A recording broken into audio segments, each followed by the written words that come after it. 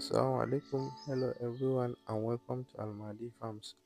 So yau za mu yi magana akan preparing ɗin soil da kuma yadda ake yin nursery bed.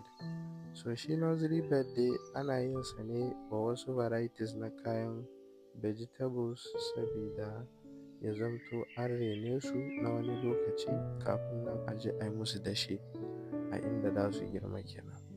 So nursery bed da farko dai tukun za ka duba wata irin ƙasa kake da ita.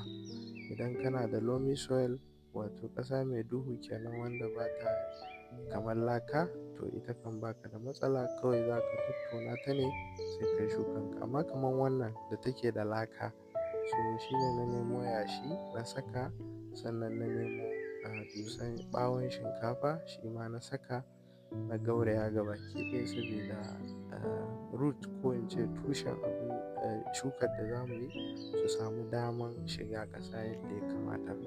So na shuka tomatoes, na shuka pepper, na shuka lettuce da kuma cabbage kamar yadda na rarraba ɗin nan.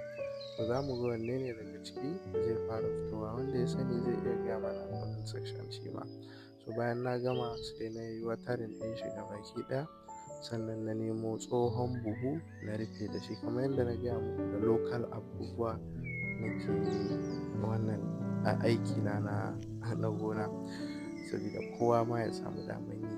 So na rufe shi da buhu sabida kar rana ya yi mishi yawa, ko kuma an yi ruwan sama kar ruwan sama ya yi mishi yawa. So kun gani mun gama haɗa nursery bed ɗin mu kenan.